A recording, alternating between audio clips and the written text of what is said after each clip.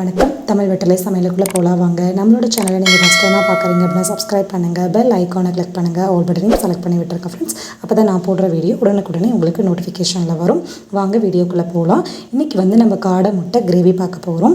அது எப்படி செய்கிறது, அதுக்கு என்னென்ன பொருள் தேவை, காடை முட்டையினால் நமக்கு கிடைக்கக்கூடிய நன்மைகள் என்னென்ன அப்படிங்கிறது இந்த வீடியோ பதிவு மூலமாக நான் உங்ககிட்ட பகிர்ந்துக்கிறேன். வாங்க வீடியோக்குள்ளே போகலாம். நம்ம ஃபஸ்ட் காடை முட்டையை நல்லா வேக வச்சு எடுத்து வச்சுக்கணும். எக்ஸாக்டாக கோழி முட்டை எப்படி வேக வைப்போமோ அதே போல் தான் இதையும் வேக வைக்கணும். வேக வைக்கையில் கொஞ்சம் உப்பு சேர்த்து வேக வச்சுக்கோங்க. அப்போ தான் தோல் ஒட்டாமல் வரும், நல்லா ஈஸியாக இருக்கும் தோல் உரிக்கிறதுக்கும். இது தோல் கொஞ்சம் கடினமாக இருக்கும், அதாவது ரப்பர் மாதிரி இருக்கும். ஸோ உரிக்கிறதுக்கு ஈஸியாக இருக்கும் உங்களுக்கு. இப்போ நம்ம காடை முட்டையில் உள்ள நன்மைகள் என்னென்னு சொல்லிட்டு பார்த்துடலாம். இதில் இரும்புச்சத்து அதிகமாக இருக்குது.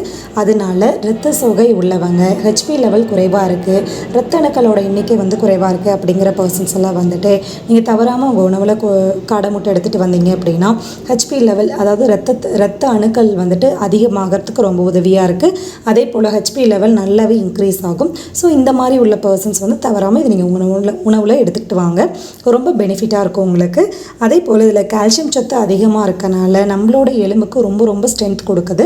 அதே போல் ப்ரெக்னென்ட் லேடிஸ் இதை சாப்பிட்டுட்டு வந்தீங்க அப்படின்னா இந்த விட்டமின் டி சத்து இதில் அதிகமாக இருக்கனால இந்த கால்சியத்தை நல்லா உறிஞ்சி உங்கள் உடலில் அப்படியே தரத்துக்கு ரொம்ப ஹெல்ப் பண்ணுது. அதே போல் உங்கள் கருவில் இருக்க குட்டி குழந்தைக்கு ரொம்பவே ஹெல்ப் பண்ணுது. அதாவது மூளை வளர்ச்சிக்காகட்டும், ஞாபக சக்திக்காகட்டும், குழந்தையோட எலும்பு வளர்ச்சிக்கு ரொம்ப ஹெல்ப் பண்ணுற இந்த காடை முட்டையை ப்ரெக்னென்ட் லேடிஸ் தவறாமல் உணவில் எடுத்துகிட்டு வரலாம். எதுக்கும் உங்கள் டாக்டர்கிட்ட ஒரு அட்வைஸ் கேட்டுக்கிட்டு எப்படி கண்டினியூ பண்ணணும், எந்தெந்த டைமில் அதை எடுத்துக்கணும் அப்படிங்கிற ஜென்ரல் அட்வைஸ் வாங்கிக்கோங்க. அதுக்கப்புறம் இதில் அலர்ஜி எல்லாம் இருக்கிற பர்சன்ஸ் இதை சாப்பிட்டீங்க அப்படின்னா அலர்ஜி உங்களுக்கு நல்லாவே கிளியர் ஆயிரும். அதே போல் தோல் நமச்சலாக இருக்குது, அதே போல் தோல் சிவப்பாக இருக்குது, அலர்ஜினால அந்த மாதிரி இருக்கும்.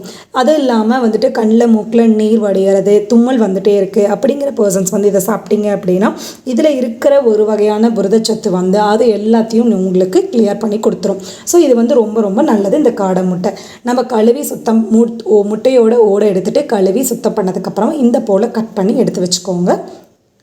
அவ்வளோதான். இப்போ சமைக்க ஸ்டார்ட் பண்ணிடலாம். ஒரு கடாய் வச்சுட்டு தேவையான அளவு எண்ணெய், ஒரு சின்ன துண்டு பட்டை சேர்த்துக்கோங்க, 2 கிராம்பு, அதுக்கப்புறம் சோம்பு, அரை ஸ்பூன் அளவு மட்டும் சோம்பு சேர்த்துக்கோங்க.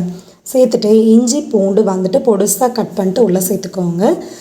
1 இன்ச் அளவு இஞ்சியை பொடுசாக கட் பண்ணிக்கோங்க. 3 பல்லு பூண்டு எல்லாத்தையும் பொடுசாக கட் பண்ணிட்டு எண்ணெயில் நல்லா வணக்கிடுங்க. அந்த ஃப்ளேவர் எல்லாம் எண்ணெயில் இறங்குற வரை நல்லா வணக்கி விட்டுருங்க. கொஞ்சம் கருவேப்பிலை, ஒரு பெரிய வெங்காயம் பொடுசாக கட் பண்ணிட்டு உள்ளே சேர்த்துக்கோங்க. அதையும் நல்லா கலந்துருங்க. இப்போ அடுப்பை மிதமான தீயில வச்சுக்கோங்க. ஒரு தக்காளி நல்லா பொடுசாக கட் பண்ணது அதுவும் உள்ளே சேர்த்துக்கோங்க.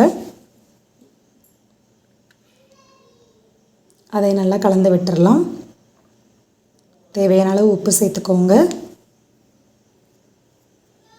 உப்பு சேர்த்து கலந்தாச்சு. கலந்ததுக்கப்புறமா கொஞ்சம் மஞ்சள் தூள், தனி மிளகாத்தூள் அதையும் சேர்த்து நல்லா கலந்து விட்டுடலாம். இதில் பொட்டாசியம் அதிகமாக இருக்குது, மெக்னீஷியம் இருக்குது, பாஸ்பரஸ் இருக்குது, சோடியம் இருக்குது, ஜிங்க் இருக்குது, vitamin A, E, B12, B6 நிறைய விட்டமின்ஸ் இதில் இருக்குது. ஸோ அதனால் இது நிறைய நீங்கள் உணவில் எடுத்துக்கலாம்.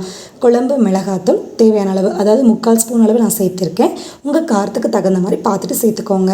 பச்சை மிளகாய் சேர்த்துருக்கோம், தனி மிளகாத்தூள் வேறு சேர்த்துருக்கோம். ஸோ உங்கள் காரத்துக்கு பார்த்துட்டு சேர்த்துக்கோங்க.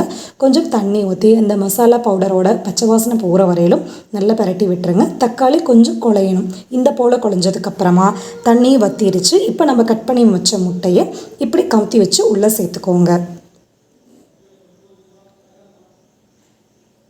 எல்லா முட்டையும் இந்த போல் உள்ளே சேர்த்துக்கோங்க.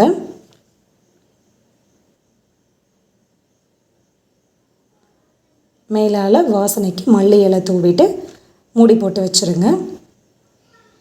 மூடி போட்டு வச்சுட்டு ஒரு 1 நிமிஷம் கழிச்சு எடுத்துகிட்டு இந்த போல் திருப்பி விட்டுருங்க.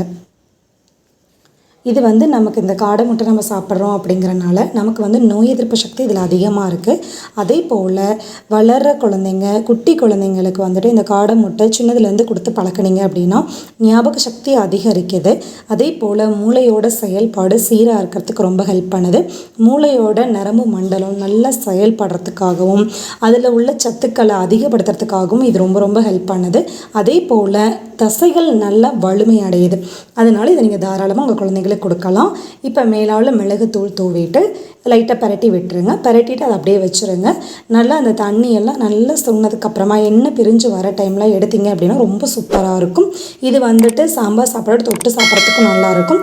தோசைக்கு சப்பாத்திக்கு தொட்டு சாப்பிட்றதுக்கும் ரொம்ப சூப்பராக இருக்கும். ஸோ ஈஸியான இந்த நன்மைகள் நிறைந்த இந்த காடை முட்டை ரெசிபியை நீங்கள் கண்டிப்பாக ட்ரை பண்ணி பாருங்கள்.